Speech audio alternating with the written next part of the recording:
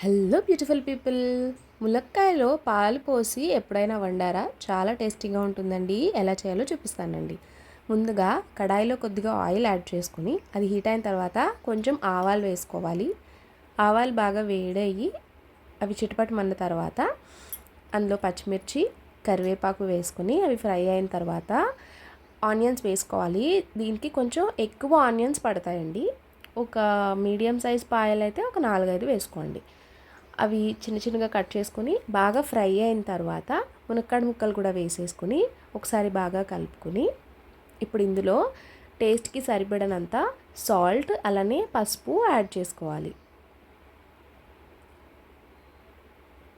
ఇప్పుడు ఇది ఒక్కసారి బాగా కలిపి మూత పెట్టి ఒక 2-3 నిమిషాల పాటు మగ్గించుకోవాలండి. మునక్కాడ ముక్క కొద్దిగా మెత్తపడేంత వరకు అనమాట.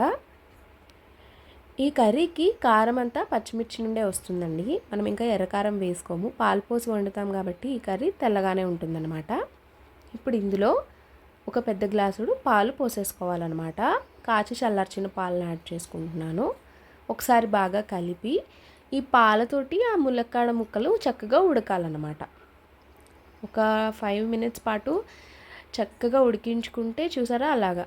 ఇప్పుడు ఆ పాలు మనం పోసిన పాలన్నీ ఎగిరిపోయి పీల్చేసుకునేంత వరకు కర్రీని చక్కగా కుక్ చేసుకోవాలి.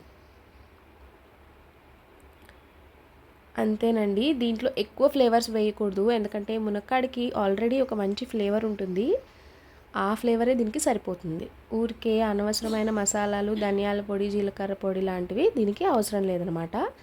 జస్ట్ ఆ పాలంతా ఎగిరిపోయి చక్కగా దగ్గర పడేంత వరకు కుక్ చేసుకుంటే సింపుల్ అండ్ టేస్టీ కమ్మగా ఉంటుందండి. అంటే మసాలాలు ఎక్కువ ఇష్టపడకుండా తేలిగ్గా తినాలి అనిపించినప్పుడు చాలా సింపుల్గా టేస్టీగా ఉంటుంది. తప్పకుండా ట్రై చేయండి. వేడివేడి అన్నంలో తింటే చాలా టేస్టీగా ఉంటుంది. మీరు కూడా తప్పకుండా ట్రై చేయండి. అలానే మీకు ఎలా కుదిరిందో కామెంట్ చేయడం మర్చిపోకండి. వీడియో నచ్చితే లైక్, షేర్ అండ్ సబ్స్క్రైబ్.